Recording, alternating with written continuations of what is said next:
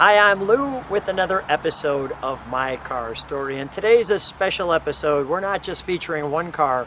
We're at the Gilmore Museum in Michigan. Check out the details. It'll have the website and how to get there. But today, I have two special people with me today. I've got Ken and Jay. Jay, your last name? Follis. And your position here? Curator. Which means he has all the keys. Yeah, I walk around with the keys. That's all I do. And I've got Ken. Ken, what's your position? Your last name? Ken Fischang, Director of Commercial Operations, Lou. So he invited me out here, and we're actually going to take a ride in one of the cars later, so you'll see that later episode. But we're going to feature the Gilmore Museum. We're actually in the farthest end of the Gilmore Museum. And where are we at? We had to get you to open the door. We're out here in our Model T building. The campus is 90 acres, so we're way off on the corner. But it's here at our Model T barn. We've got a fleet of about 11 Model Ts that we take out, and we teach people how to drive them. And you're wondering, how hard can that be? Well, it's harder than you think. Chances are you've never driven anything quite like this. In fact, the Model T Come on with me. Let's look in the barn. Model T has 20 horsepower, and if you've got a lawn tractor at home, pretty much you're probably more horsepower. So, like I said, we have 11 right now. I think we only got 9 or 10 in here because our wrangler, who's our chief wrangler working on the Model Ts, I think is upstairs either doing some dentistry or pulling teeth or maybe cutting hair, because in those early days, a lot of times these dealers or shops would do just about anything to bring in money. So check this out. What do we have here? 9 Model Ts? I think there's 9 in here right now. We have a fleet of 11. We have a depot hack, which would look more like a truck, wood body. Yeah. Those were custom made for different people.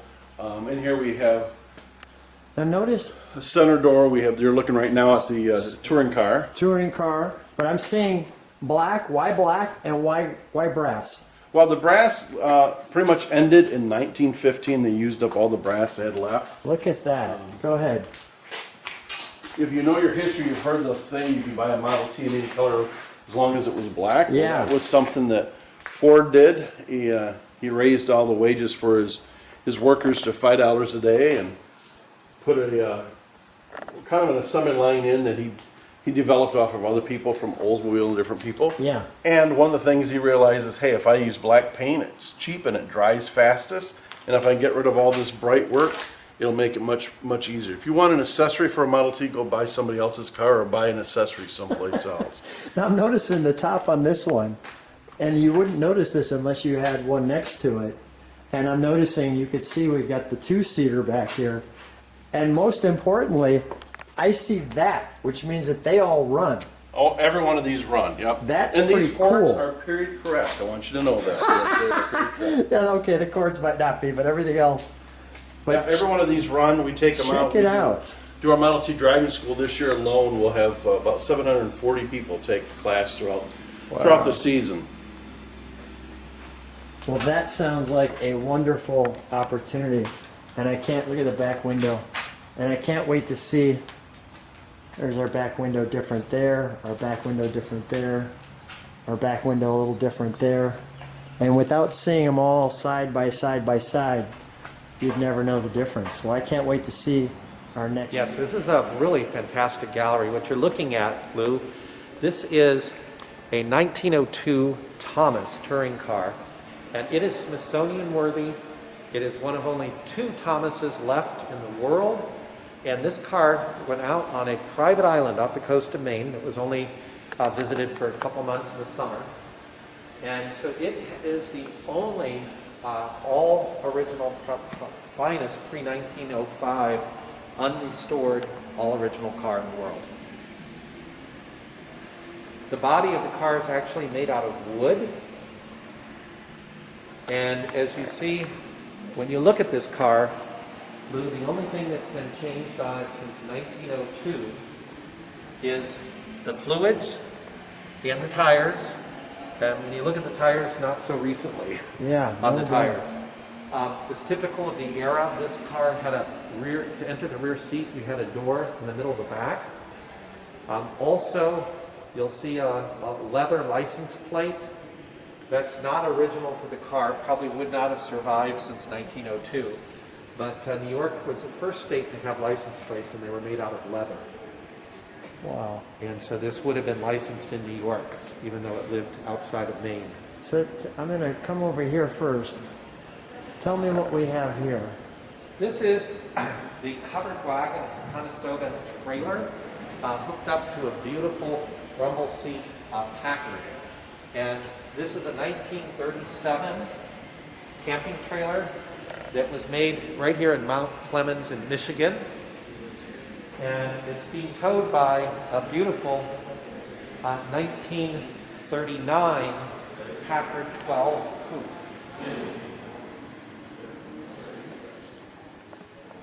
The slogan for this vehicle was "Travel by Covered Wagon, the complete steel trailer home."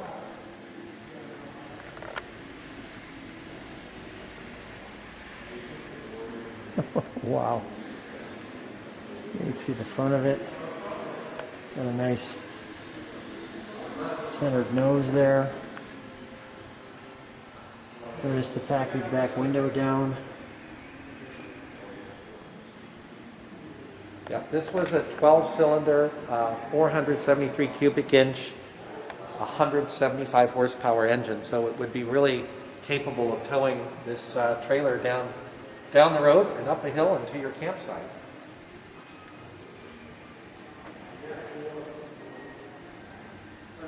Packard 12. I'm going to try to move as efficiently through the museum and yet at the same time give you enough detail through our eyes to enjoy. But if it has multiple This is a episodes, we will. 1932 Essex Terraplane made by Hudson Motor Company in Detroit. This was a special rumble seat coupe from 1932. So really, it was not only a new model, but a new kind of automobile, the company advertising said.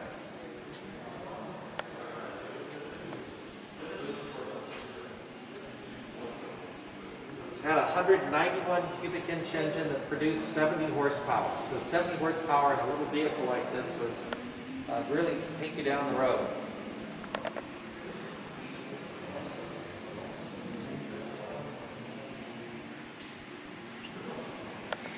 Next, we have a 1925 Dodge Special two-door coach.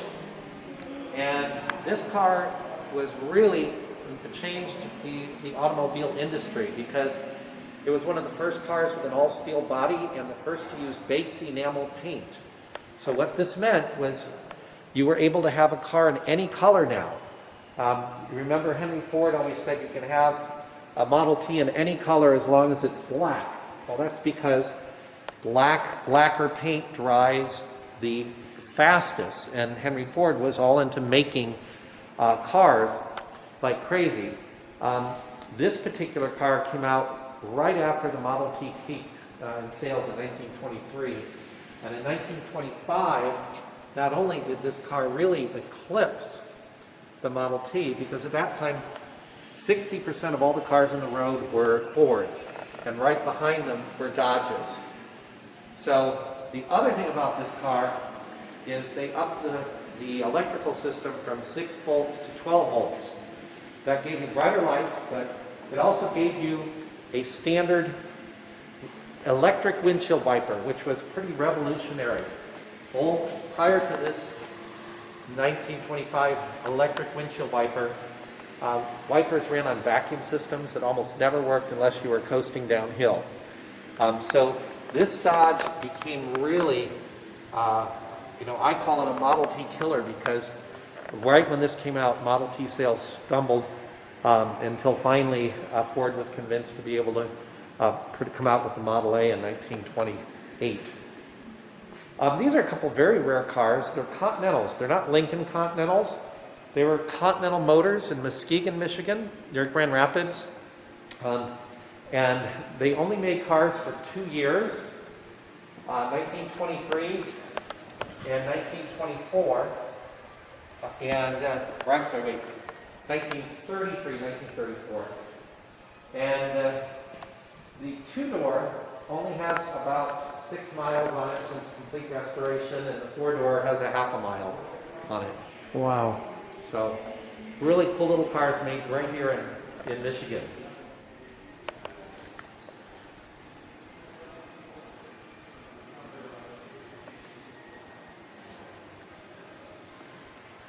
So Lou, next up we have on the right a 1927 Rolls-Royce made in the UK. On the left, a 1929 Rolls-Royce made in Springfield, Massachusetts. Rolls-Royce had a 2-year wait list in 1928, and they decided to open a U.S. factory. Unfortunately, the Great Depression happened soon after, and they were unable to sustain it, so they went back to just making Rolls-Royces in England. Now, Kalamazoo is the home to 17 different car manufacturers, and the Romer, built in Kalamazoo, was known as the American Rolls-Royce. And Go ahead. the Romer, you'll see later in the show, but it was really a beautiful car that really took some of its styling cues from Rolls-Royce. Tell me about this pickup we have here. Well, it's a Coupe Express. It's a Studebaker Coupe Express. They didn't call it a truck. So maybe the El Camino of the time, or the Ranchero. Yeah, it's a 1937, and Studebaker was based in South Bend, Indiana. And this vehicle, they call it more of a car. They didn't want to call it a truck. They said comfort and speed combined with true truck load capability and capacity. So that was kind of a very stylish, good-looking truck. Yeah, absolutely. Look at the that's the beautiful badge there too. The hood ornament. Next up, we have a 1934 Chrysler DeSoto Airflow. The Airflow looked at how a bird flies, and also looked at how planes were built. And this was really, they didn't know about aerodynamics yet, so the word they used was airflow, and they designed this car to have to be able to sail through the air. Other cars at the time had the flat radiator grills, kind of looking like the Hupmobile or the Buick that are coming up next. Now, the problem with this car, the good thing about it, it was called the most influential cars design-wise of the 1930s because it was so different, and it also inspired all kinds of Art Deco design, everything from locomotives to toasters and mixers. But when people saw the front of it, it didn't look like other cars. So they actually really said, many people said, I like the car from the windshield back. But they didn't like the front. They didn't like the front. It looked like a beetle or a bug. And so this car only was on the market for 4 years, but its lasting impression in terms of Art Deco design remained as pretty iconic from the 1930s. What do we have right here? This is a Hupmobile. And Great styling paint right there. yeah, really cool. This is a 1932 Series B 216 Roadster. Mr. Hupp made cars in Detroit, Michigan. Made about 500,000 cars total. And they're really beautiful. I love the mascot and hood ornament there. Was typical with the H of the Hupmobile. And this car had 75 horsepower, 6-cylinder engine. They built about 10,500 of them, and it came at a factory price of $1,075. Wow. That's not too bad, actually. No, not bad at all. There's that airflows. And Mr. Hupp called this car the car of the careful investor. Yeah, He was actually born just north of here in Grand Rapids, Michigan. what do we have here? Next is a Buick, 1931 Buick Victoria. And this car was really marketed towards women because of its smooth shifting transmission. And they call it, when better automobiles are built, Buick will build them. And so this was really a cool car because it did cater, one of the first cars to cater towards women and the woman driver.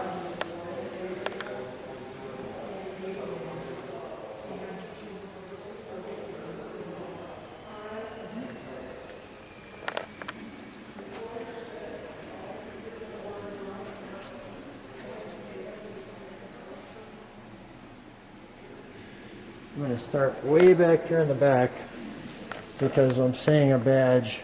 So this is a very rare 1937 Cadillac Imperial convertible sedan. Cadillac only built 5 of these in 1937. They cost $8,200. They came with a, And that's a big price tag. yes, that is a big price tag for 1937. It's a big car. You have to step back to get that whole car in your screen.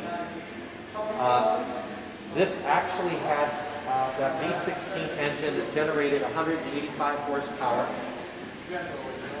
But it was just a stunningly beautiful car, and a very, very rare car. Like I said, one of only 5 built. Wow.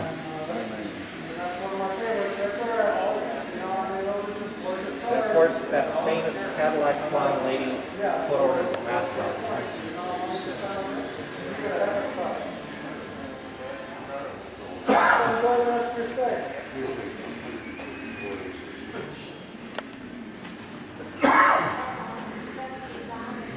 Roger was looking for you.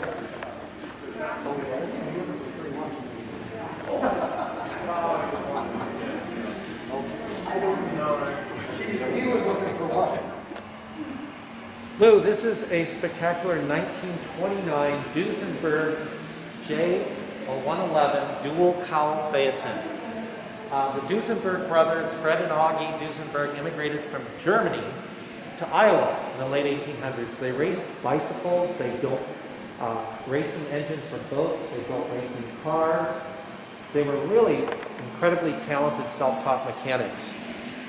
And they built their first car in 1921, a Duesenberg Model A. And right around 1928, E.L. Cord, Mr. Cord came to them and said, boys, I want to build the world's first supercar. It's got to do 3 things. It's got to be the most powerful, it's got to be the fastest, and it has to last forever. So the brothers said yes, and Fred and Augie Duesenberg were moved by Mr. Cord to Indianapolis, Indiana, and they began building the engine, the chassis, and the drivetrain. And then you picked, as the buyer of the car, who you wanted to build the coach, or the body of the car. These cars were incredibly expensive, very, very rare.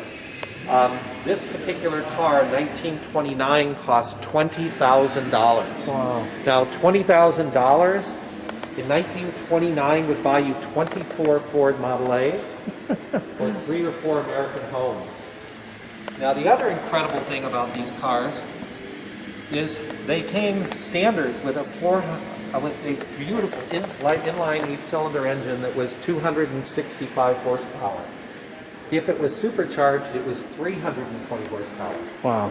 That's a lot of horsepower. A supercharged Duesenberg would go down the road. If you had a road in 1929 you could find at 114 miles an hour in the second gear with a top speed of 134. That's amazing. Now, just to put it in perspective, the Duesenberg's biggest competition was actually the Rolls-Royce. Is that right? Yes, and the Rolls-Royce cost the same era, and it was only 40 horsepower. Now you're looking at every model Auburn made in 1934 in Auburn, Indiana by Mr. Cord.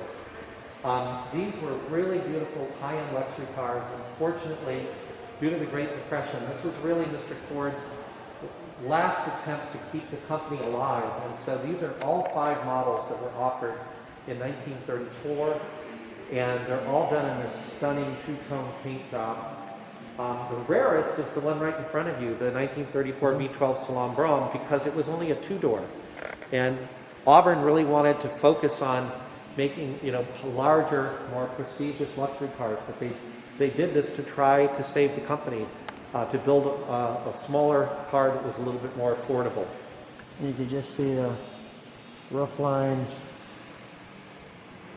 Roof lines are beautiful. These cars are gorgeous from the front or the back, particularly the Salon Hotel Speedster.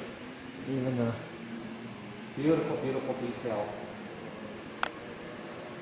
That's amazing. We'll take a look at the backs of them. Yeah.